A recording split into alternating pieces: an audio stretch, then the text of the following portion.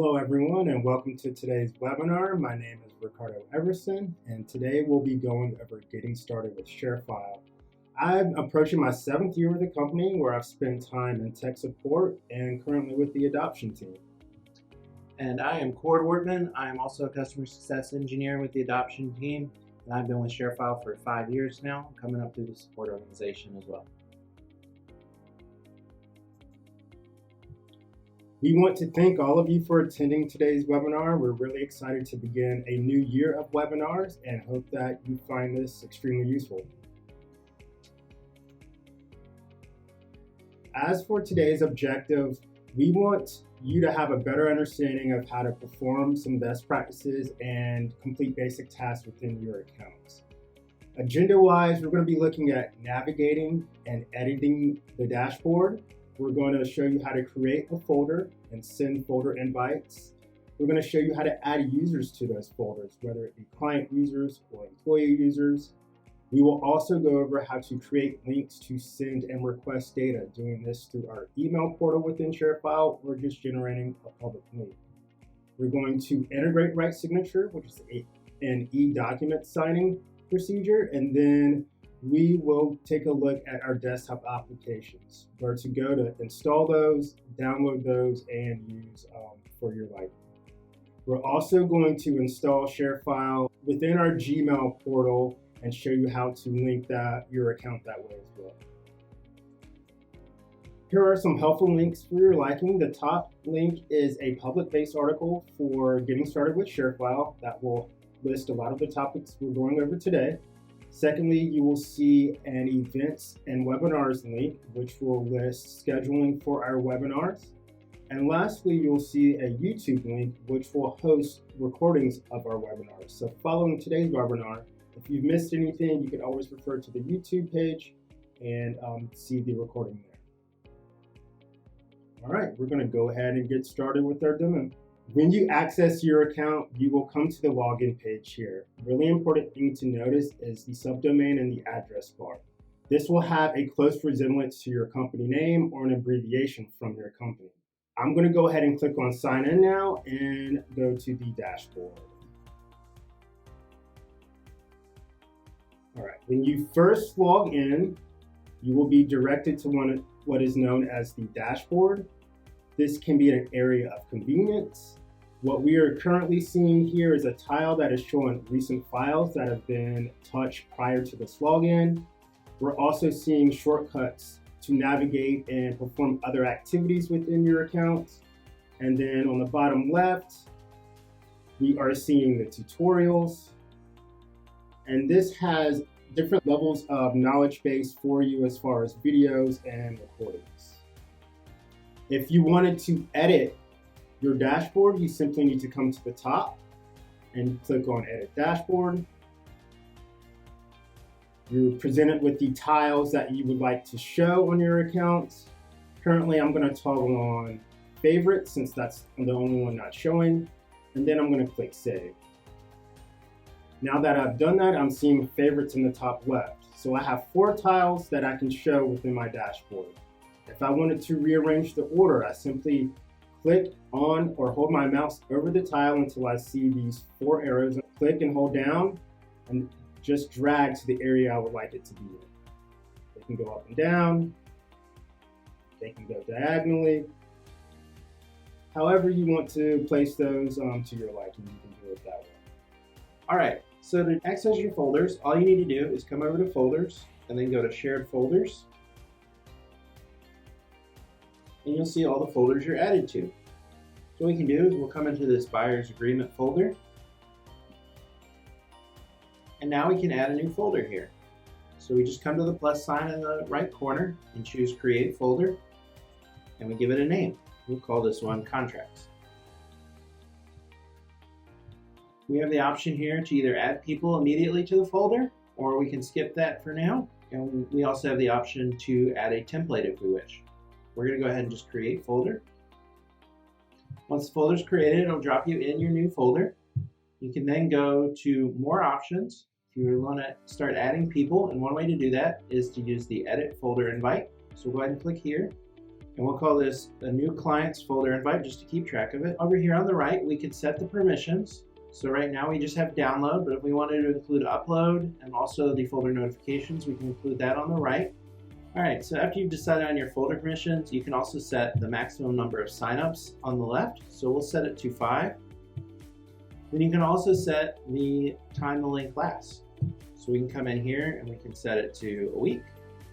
And then if you want to be notified when the folder invite is used, you can leave that selected, and then we'll do create invitation. Now, we can copy this link and paste it into an email or send it in a chat program, however we want to share it. And anybody who clicks that link will be added to the folder and the account with these permissions. All right, so once you've set all your settings for your link, all you have to do is click copy link, click update invitation to save your settings. Then you just come over to your email here and just paste it in. And that's what the link will look like. Another way you can add users to the folder if you want to add them directly is you can just go to people on this folder and choose add people to the folder. So we can just come in here and you can either select somebody from your address book if they're already created. So we'll go ahead here and we'll select John Doe and click add. To set the permissions, you can just come over here to the right side. Just like we did on the folder invite, you have the options for view, download, and upload. We're going to leave those selected. If you wanted to give the user the permission to delete files from the folder, you can go ahead and select delete. If you also wanted them to be an admin on the folder, you could give them admin. If they do have admin, they will also have delete, as you can see here. We're going to leave those as is. You can also set their notification settings here. Folder alerts, so if they want to be notified when the files are uploaded or downloaded, those are selected there. Next, you also have the option to notify them if they've been added. You can either leave that blank for now or send it on ahead. You can also apply settings to subfolders if there are any folders below this one. Now I'll go ahead and click add, and then we can see that John gets added to the folder. Next, if you wanted to create a brand new user without necessarily adding them to the folder, all you have to do is come over here to People and then go to Browse Clients. And then choose Create Client. Enter their information.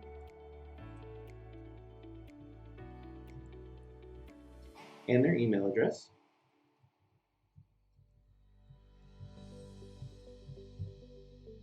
Then if you want to include their company, you can include it here. And then down here, you can assign them folders. So we can go into shared folders, come under buyer's agreement here, and then add them to that contracts folder and the properties folder. Next, you come over to permissions. Again, same permissions we've seen before. Set those as you want, and then just click done. If you wanted to add them to a distribution group, you could also do that here. Or if you wanted to copy folder access from an existing user, you also have that option as well. Next, we'll click create and continue. Now the user is going to be notified that they've been added to the account. So all you have to do is confirm that you want to send this message or if you want to add additional information to that. And then go to preview email if you want to see a copy of what they're going to receive. This is the email they'll be getting. All they'll have to do is click that activate account button. And next we'll go ahead, if you want to copy the email as well, especially if you have a unique message, make sure you click send me a copy of this email. And then just click notify. And they will be notified that they've been added to the account and they will be able to access their folders as well. All right, so I'm going to take over again and show you the process of how to send and request data through ShareFile. Now, there are a number of ways we can do this. We saw the shortcuts option in dashboard. That's one way. We have our share files here icon and our request files icon. The way I'm going to show you is through a folder itself. So I'm going to navigate to a shared folder we've already created. I'm actually going to use the shortcut to do that. So go down to shared folders. And now I've been directed to my shared folders directory. The one folder we're going to be working out of is the buyer's agreement. So I'm going to go ahead up to buyer's agreement and open that folder. Now that I'm in my buyer's agreement folder, the one thing I want to share are the guidelines for completing Form 201. Later, we're going to see how this form comes into play, but at this point, I need to get my users information how to complete that form before they even receive a link from us to complete or access a link to complete. So I can select this item, then choose Share. And the two options I'm going to be looking at are email with ShareFile or get a link. If I choose the email option, like any traditional email you've used, you'll be given the opportunity to enter a personal message. You'll, of course, need to enter the address of who you're sending the document to. You'll need to type in a subject. It can be anything you want to put. I'm just going to put in test, and of course, you can put in a test message. Other options you can configure. Here are some options for the email itself that you can put into place. If you wanted to make it a little bit more secure, you can choose encrypt email. That will not only encrypt the file, but the body of the message as well. Access options. These are options you can put in place for the access of the link. If I were to choose require recipients to sign in, then they would need some credentials tied to my account to sign in. If I were to choose always link to the latest version, the file attached to my email will be the most up-to-date version of that file if you have file versioning in place for the document. Access expires. This is basically how long will this link last. As we scroll down, we get more options to change that. I'm going to go ahead and just keep it at 180 days. Lastly, we have downloads per user, meaning how many times can this link be used to download a file attached to it. At this point, it's currently set to unlimited.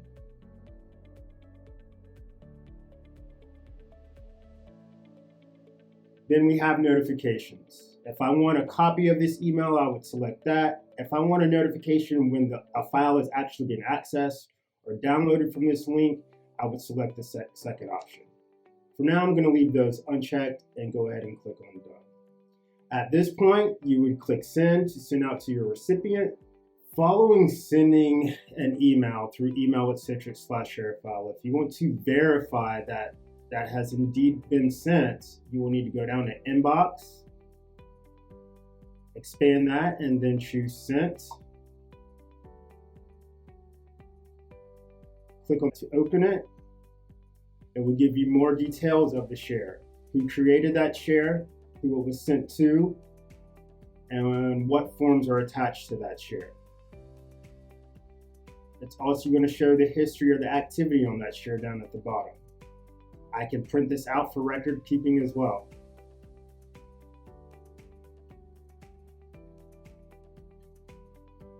If you want to see the view of the email, click View, and this will be what it looks like for the recipient. We have the expiry showing right here to the top right, showing how long this link is going to last. You have the public link at the bottom. You also have that same link within the Open tab. So if you needed to just grab the link itself and bypass Open and share that with somebody, you can copy the bottom link. For the recipient, as you can see in the email here, I'm now showing that email. And again, looking very similar to what you just saw as far as how it would look for that recipient. So we're there, just click on Open to access the data.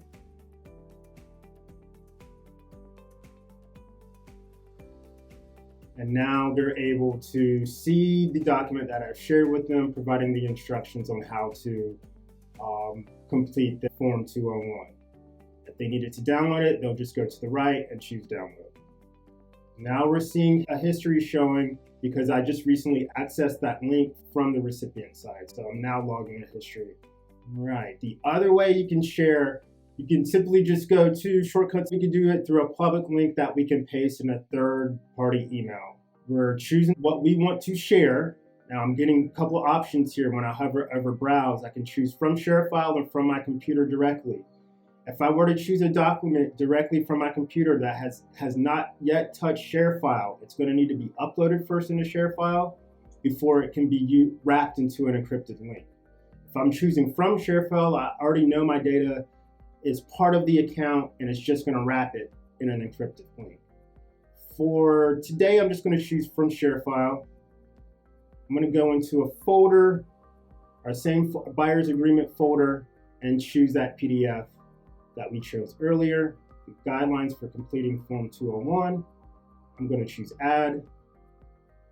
And now I'm presented with a link that I can copy and paste. Our link options here, you're seeing, first you're getting access options, allowing the recipients to either view and download without a watermark. Just view the document only. If you don't want them to download it, but you just want them to preview and see it, or view, download, and edit, they'll of course need to have some sort of credentials tied to your account before you can get that access. Next, who can access this link? If it's anyone anonymous, that means it's essentially a public link that that anyone can click on and access. If you're choosing anyone, name, and email required, the recipient will at least need to enter their name and email. And business is optional, but they will definitely need to enter name and email before they can access that link. If you're choosing that only your client users and employee users from this account can access, they will have to have credentials tied to the account again so they can sign in and access the link. If they are a first-time recipient, they will get another email to activate their account before signing in and accessing data. And then the last option, only employee users tied to your account can access that link. Last option here, employee users, only means that employees tied to your account with right credentials or correct credentials can access the link here. Next, again, how long will this link last? Currently it's set to 180 days, but we can change the expiry as need be. And then again, how many downloads are you going to allow for this link? Currently it's set to unlimited, but again, we can change that as needed.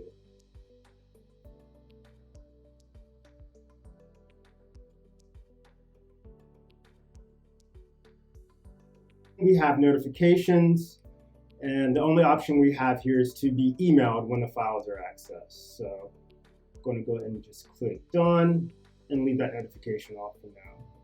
The reason I'm going to leave that notification off is because this is a public link and not an actual email I'm sending, so I won't get that copy through it just being a link. I'm going to go ahead and copy this link and then show you how that would look for the recipient. We'll open up a new page here, pop the link in, and then navigate to it. Like the email you just saw, we're getting that form that we can download to the right here and view within our content viewer. All right, I'm going to pass it back over to Core where he's going to show you how to integrate right signature. All right, so we're going to go through how to sign a right signature form and access it as the employee to see that it is completed. So what we're going to do is we're going to go into Folders, Shared Folders.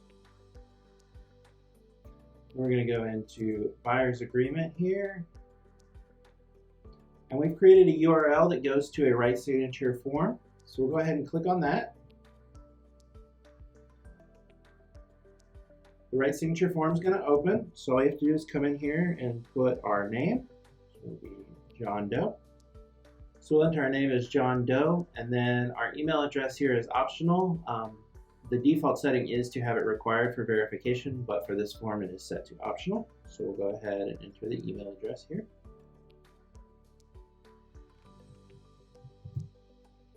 And then we'll go ahead and click Proceed to Document. As we can see here, we're going to have these little boxes that will indicate which fields we need to fill out. So we'll start here with the date, and then we'll go ahead and enter our name here, John Doe. As you can see, it drops down to the next line here, and we'll come to the check boxes. So we're going to go ahead and check one of these boxes, and it'll lock us out from the other ones. Now we can see our flag is pointing to the bottom. So if we click our flag here, it'll take us down to the next field. And now that we're completed the document, our flag's disappeared. So we can click Submit Signature. And then submit again to agree to terms and conditions.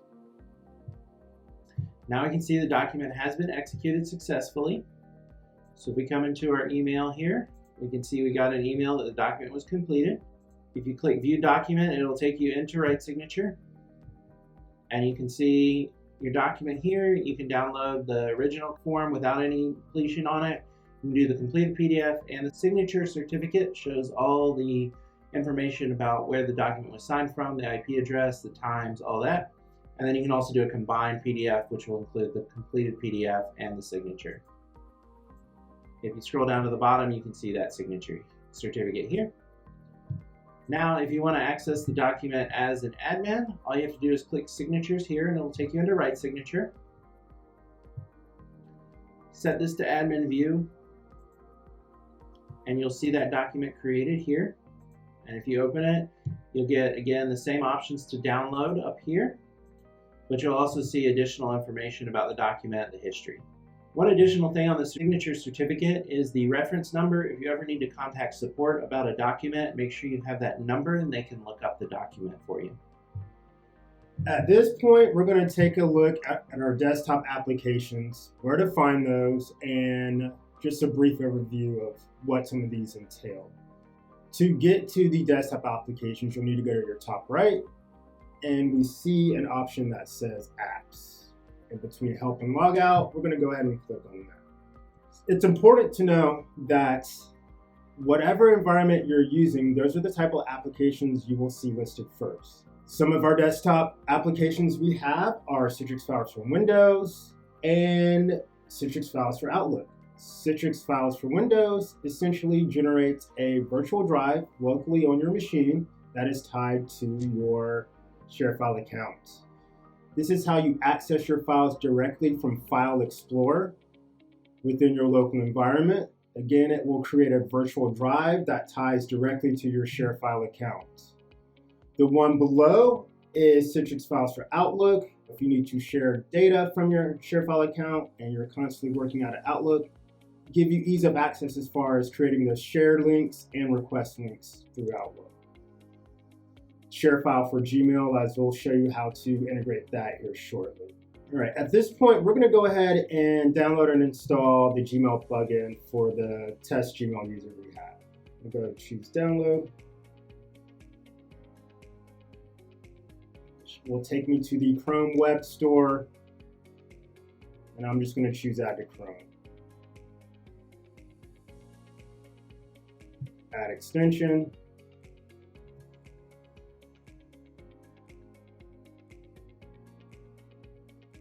And now it's been added to Gmail. At this point, I'm going to go back into my email portion.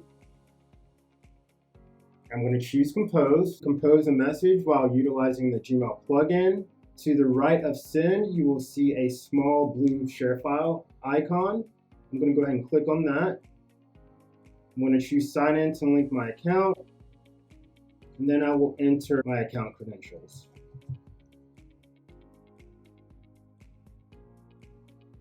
Now that I've linked my account, I'm seeing two options here. I can either share files or request files. We've essentially gone over the process of sharing files. I'm going to choose request files at this point. I need to retrieve data from someone, so I'm going to go ahead and click on request here. And I'm being presented with this option. This is basically telling me when I send this link to get data from someone, where I would like that data to go. By default, it is placed in the file box. But if I needed to edit a different location, I will click on edit. This is sort of a caution. The reason we are getting these for the shared folders and favorites areas, they act more like directories. They're top levels for a collection of root level folders within them. So you can't necessarily choose that option. You would have to go within them and choose another folder. Once I expand shared folders, now I'm starting to see my root level folders that I can actually place data in. So that's why you're seeing those triangles with the exclamation marks next to those areas. Once I have selected the area where I would like to have my data placed, I can click Insert Link, but before we do that, we'll just take a quick look at the message options here. Again, similar to what we saw within the web portal, to upload files require recipients to, or to access this link to give me data. I can either have them enter their name and email address, I can require that they sign in, making sure they have credentials tied to my account, or I could do neither, just making an anonymous and public link.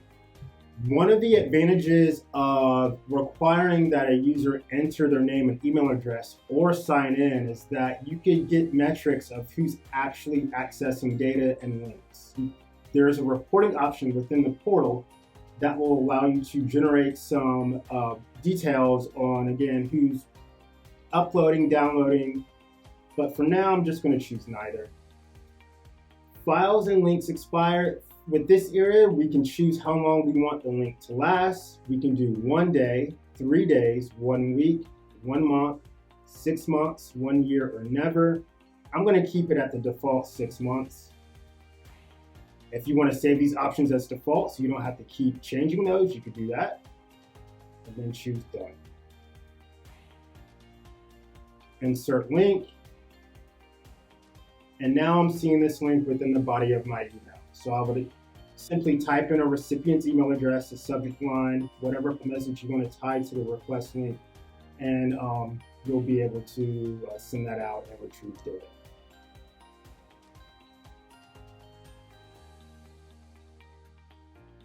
This is what it looks like for the recipient when you're sending a request link. Upon clicking that link, they will be directed to this view here. I'm going to go ahead and choose a PowerPoint, then click Open.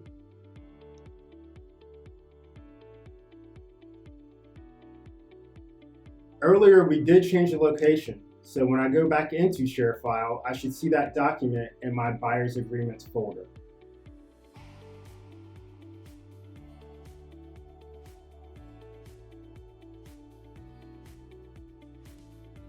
We are now in the Buyer's Agreements folder, and I can see at the bottom the PowerPoint that I chose to upload. I'm going to go ahead and click on that to show you what it looks like.